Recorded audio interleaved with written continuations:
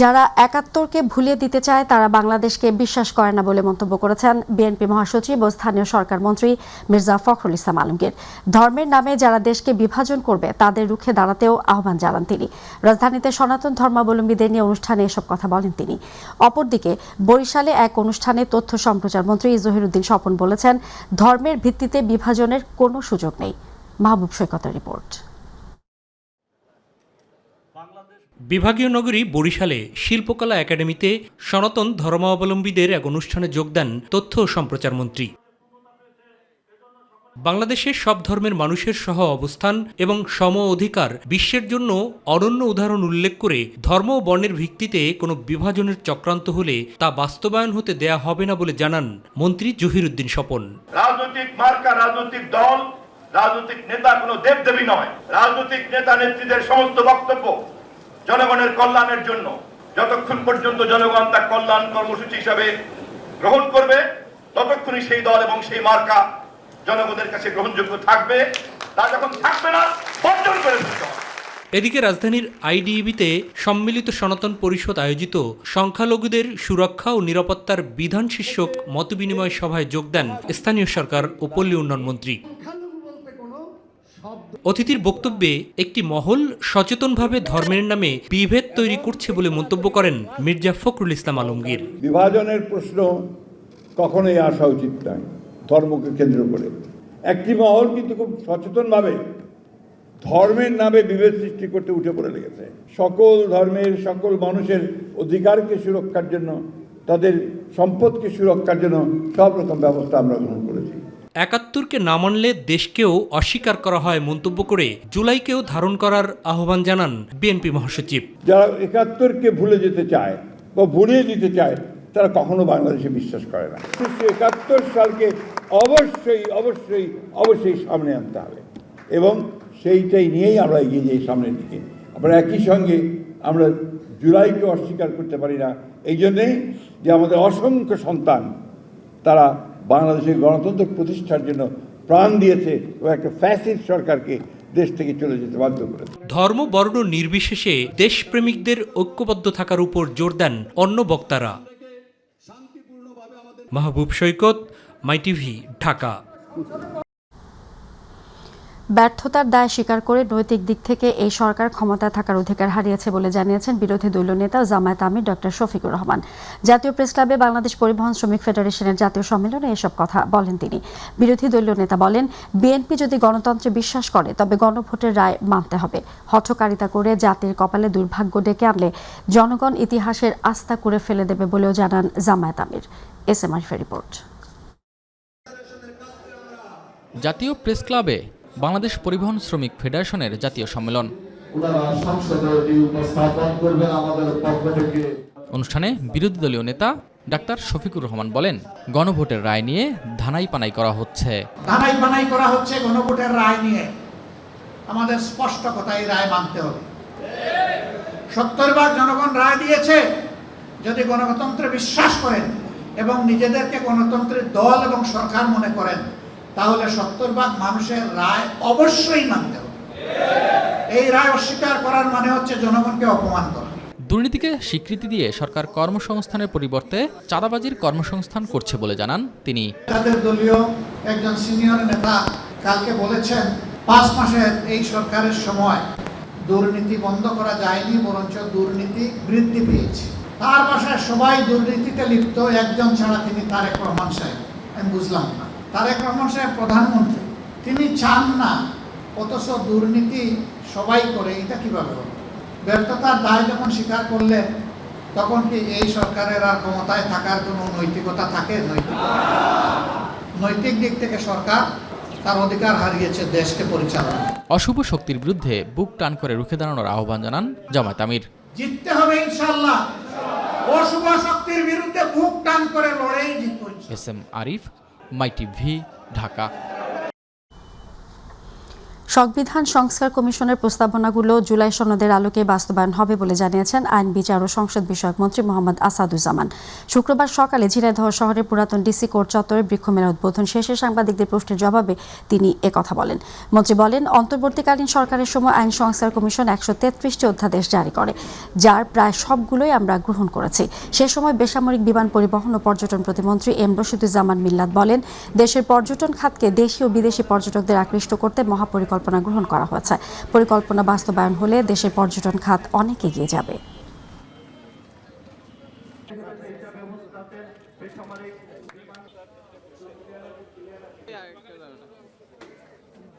আইন সংস্কার কমিশনের প্রস্তাবনার আলোকেই 133টা অর্ডিন্যান্স অন্তর্বর্তীকালীন সরকারের সময় জারি করা হয় এবং সেই অর্ডিন্যান্সগুলোর মধ্য থেকে প্রায় সবগুলোই আমরা কিন্তু সেই সংস্কারগুলো গ্রহণ করেছি।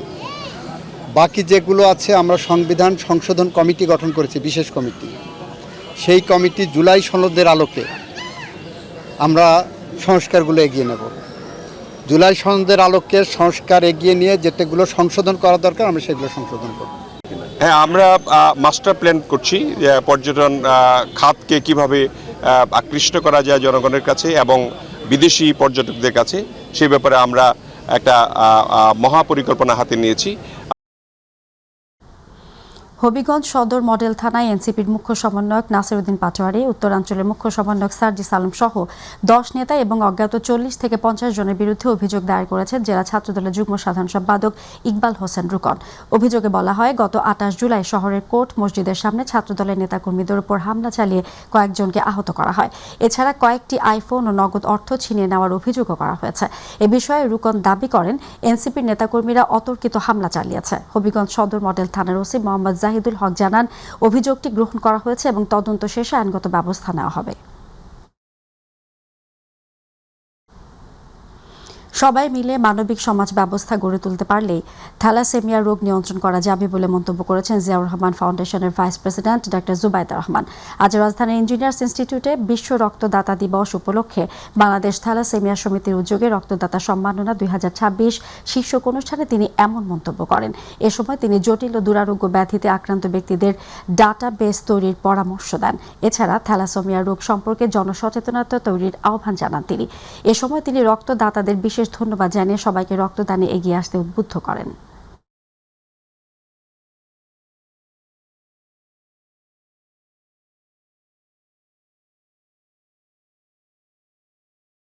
থ্যালাসেমিয়া সম্পর্কে সচেতনতা সৃষ্টি ও শনাক্তকরণ প্রক্রিয়া চালানো যায় সদর হাসপাতালে, উপজেলা স্বাস্থ্য কমপ্লেক্সে, ইউনিয়ন ও গ্রাম পর্যায়ে। প্রত্যন্ত গ্রামেও উপসর্গ শনাক্ত করা যায়। স্বেচ্ছায় রক্তদাতাদের তাদের এই অভাবনীয় মানবিক কাজের জন্য জানাই অভিনন্দন ও মোবারকবাদ।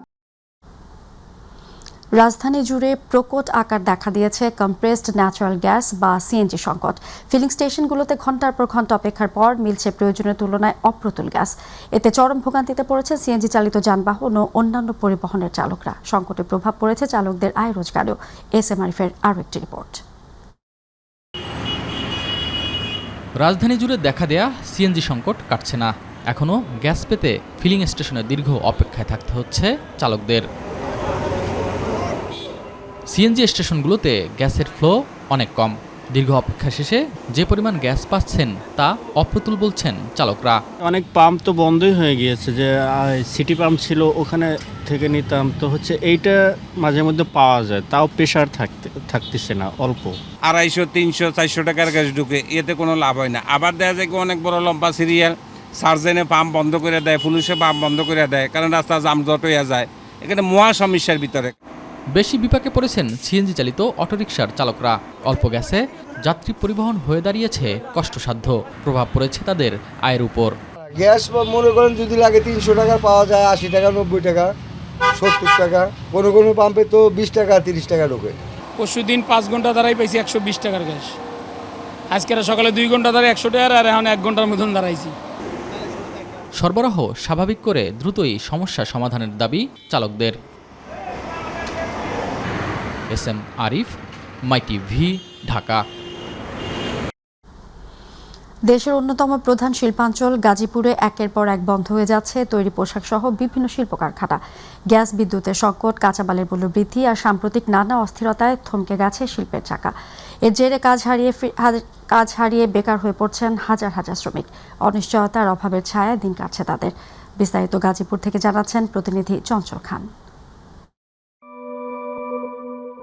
বুড়হলে যেখানে লাখো শ্রমিকের পদচারণায় মুখর থাকত পথঘাট, সেই শিল্পনগরী গাজীপুর এখন কর্মহীন মানুষের দীর্ঘশ্বাস।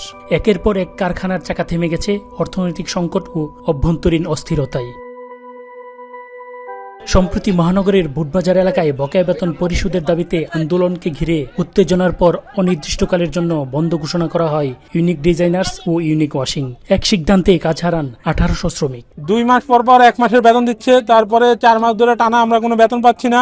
আমরা বিগত রোজার ঈদে একটা বেতন পাইছি, এর মধ্যে আজ পর্যন্ত কোনো টাকা পয়সা দেয়া নাই। আজকে বেতনটা দেওয়ার কথা ছিল, সেক্ষেত্রে আমাদের আইনে যা ধারা করে রাখছে আমাদের মনের ভিতরে ঢুকতে দিতেছে না।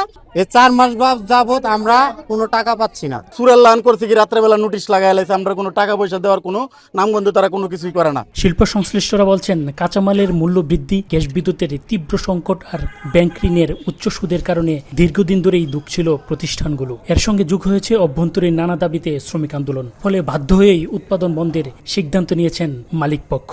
গ্যাসের সংকটটা মোটামুটি অনেক গ্যাসের সংকট। এইখানে আমাদের গ্যাসের উপর বেস করে আমাদের বয়লার চলে, আমাদের ড্রায়ার চলে, আর আমাদের স্টিম ড্রায়ার, গ্যাস ড্রায়ার দুইটাই আছে।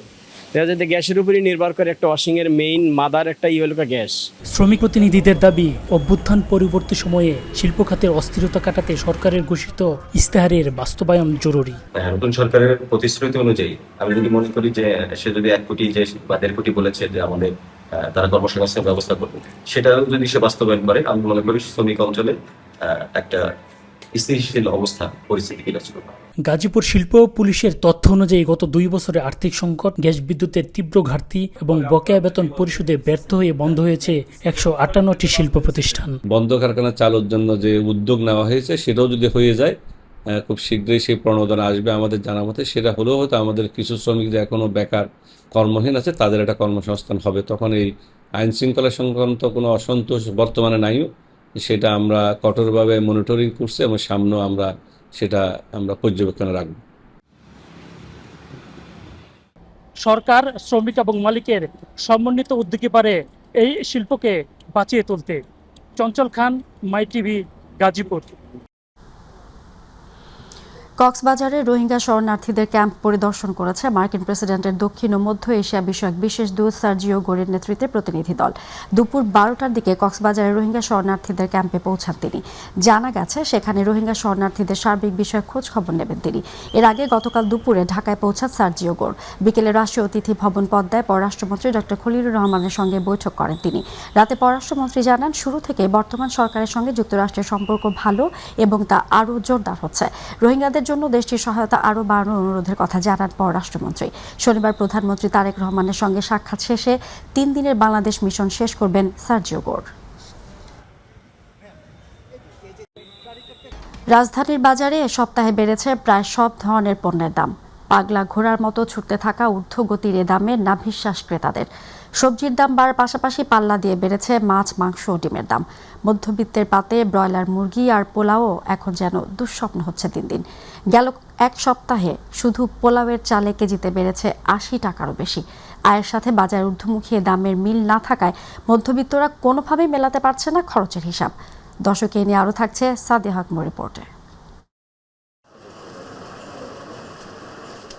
সবজির এই আগুন দামের কারণে বাজারে এসে পকেটের হিসাব মেলাতে পারছে না সাধারণ মানুষ। আমরা এখন তো হিসাবে তো নাই, হিসাবে ছাড়াও মানে টাকা নিয়ে আসি, আইনা এখানে খরচ করে চলে যাই, বাসায় যায় মন খারাপ হয়। বাজারে এখন প্রায় সব সবজির দাম যেন সেঞ্চুরির কাছে। এই নিয়ে ক্ষুব্ধ নাগরিকরা। উস্তে 120, বেগুন হলো যে এটা কালারটা হলো আপনার 200 টাকা, আর সাদাটা 180 টাকা। কাঁচামরিচ হলো আপনার 360 টাকা কেজি। টুসা হলো কি আপনার 80 টাকা, এটা হলো 120 টাকা। আর গাজর দেশিটা হলো 100 টাকা, চায়নাটাও 100 টাকা। ছোট ছোট লাউ 100 টাকা। আমাদের একবেলা খাবারের কয় টাকা হিসাব করে দেখেন। রুই, কাতলা আর জাতীয় ইলিশ এখন ধরাছোঁয়ার বাইরে, আর তাই তো আমিষের চাহিদা মেটাতে কম দামের মাছ এখন ভরসা মধ্যবিত্তের। তাও কি কম, তেলাপিয়ার কেজি প্রায় 250 টাকা। রুই কাতল সব কিছুর দামই অনেক বেশি। তেলাপিয়া এক জায়গায় জিজ্ঞেস করলাম, বললো এটা ছোট সাইজ, তাজা অবশ্য, ওটা 240 টাকা। ব্রয়লার মুরগি কেজি 200 টাকা আর সোনালী মুরগি 340 টাকা। এদিকে পাল্লা দিয়ে বেড়েছে ডিমের দাম, ডজন 150 টাকা। তাদের মুরগি খাবার দিয়ে, তারপরে তাদের কর্মচারী বেতন দিয়ে তাদের পোষতেছে না, তার কারণে আপনার গিয়া ডিমের দাম বাড়ানো হয়েছে। এদিকে চড়া দামে বিক্রি হচ্ছে সুগন্ধি পোলাওয়ের চাল। এর খোলাটা আমাদের করে হচ্ছে 195 টাকা, বিক্রি করছি 200 টাকা।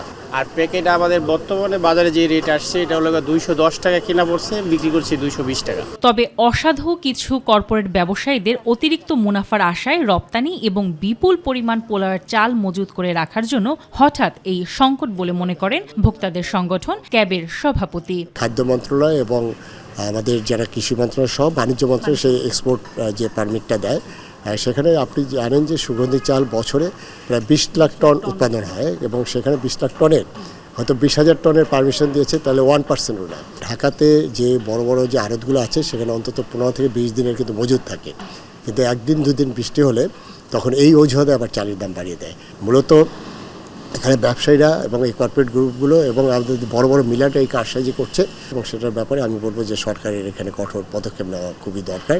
সাদিয়া হক মৌ, মাই টিভি, ঢাকা। দেশের সবচেয়ে বড় নভ থিয়েটার হচ্ছে বরিশালে। বিজ্ঞান ও প্রযুক্তির ছোঁয়ায় বদলে যাবে দক্ষিণাঞ্চল। নানান উন্নয়নে আইকনিক এ ব্যয়বহুল প্রজেক্ট শেষ করে সঠিক সময়ে সকল জটিলতা কাটিয়ে নির্ধারিত সময় হস্তান্তর যেন বড় একটি চ্যালেঞ্জ। নির্মাণাধীন নভ থিয়েটার ঘুরে পারভেজ রাসেলের রিপোর্টে বিস্তারিত। এক সময়ের স্বপ্ন অবহেলিত দক্ষিণাঞ্চলে হতে যাচ্ছে দেশের সর্ববৃহৎ সবচেয়ে আধুনিক মেগা প্রকল্পের বিজ্ঞান ভাণ্ডার বিভাগের একমাত্র বরিশাল নব থিয়েটার। এতে বদলে যাবে চরাইসা কীর্তনখোলা পাড়ের পুরো চিত্র। 2020 সালে বরিশাল বিশ্ববিদ্যালয়ের পাশে 10 একর জমিতে বিজ্ঞান ও প্রযুক্তি মন্ত্রণালয়ের অধীনে 460 কোটি টাকায় আইকনিক এ প্রকল্পের কাজ শুরু করেন গণপূর্ত বিভাগ, যার মেয়াদ 2025 সাল থাকলেও নানান কারণে 26 সালে এসে দাঁড়ায়। আমাদের এই সাইডের সাবস্টেশনটা প্রপারলি 100% রেডি হয়নি বিধে আমরা সিস্টেমটাকে 100% রানে চালাতে পারতেছি না। বিল্ডিং কমপ্লিট, আমার রং কমপ্লিট, সামান্য কিছু মার্বেলের কাজও প্রায় কমপ্লিটের পথে। এই থিয়েটারে থাকবে প্ল্যানেটোরিয়াম, টেলিস্কোপ, ডরমেটরি, অফিস ভবন, ডোম, ওয়াটার বডি, ভাস্কর্য, সাবস্টেশন, লিফট, এক্সেলেটর, শিশু পার্ক ও 175টি গাড়ি পার্কিং সহ সর্বাধুনিক সকল ব্যবস্থা। নতুন প্রজন্মে এটা অনেক কিছু শেখার আছে। বিজ্ঞান ভিত্তিক এখানে অনেক চর্চা হবে, যেমন আমাদের টেলিস্কোপ আছে, বাংলাদেশ সবথেকে বড় টেলিস্কোপ কিন্তু আমাদের বরিশালে এখন এখানেই হবে। ইতিমধ্যে স্থাপনা, এসি সহ ডোম নির্মাণ করে 80% কাজ সম্পন্নর কথা বলেন সংশ্লিষ্ট প্রতিষ্ঠান। শিক্ষার্থীরা বিনোদনের পাশাপাশি এখানে বসেই বিজ্ঞানের আবিষ্কার, প্রদর্শন, ব্যবহারিক ও সৌরজগৎ সম্পর্কে পাবে বাস্তবমুখী ধারণা। বিগত আমলে দেখে আসছি যে দুর্নীতিতে জর্জরিত, তো এইটা যেন এই দুর্নীতি মুক্ত থাকে এবং স্টুডেন্ট ফ্রি থাকে। দুর্নীতি মুক্ত পরিচ্ছন্ন একটা নব থিয়েটার যেন সরকার আমাদের শিক্ষার্থীদের উপহার দিতে পারে। এই প্রকল্পকে টেকসই করে দ্রুত হস্তান্তরের কথা বলেন গণপূর্ত বিভাগ। আমাদের বরিশাল গণপূর্ত বিভাগ প্রচলিত যে বিধিবিধান আছে এবং আইনকানুন আছে সেগুলো মেনেই এবং কাজের গুণগত মান বজায় রেখে প্রত্যাশী সংস্থার নিকট হস্তান্তরের ব্যাপারে পুরোপুরিভাবে কাজ চালিয়ে যাচ্ছে। দক্ষিণের জনপদে এক অপার সম্ভাবনার দ্বার উন্মোচন করবে এই নব থিয়েটার। নতুন প্রজন্মের সুস্থ বিনোদন আর বিজ্ঞান চর্চায় গড়বে এক ইতিহাস। তাই সংশ্লিষ্ট দপ্তর দ্রুত এর সকল কাজ সমাধান করে করবে হস্তান্তর, এ প্রত্যাশাই স্থানীয়দের। পারভেজ রাসেল, মাই টিভি, বরিশাল।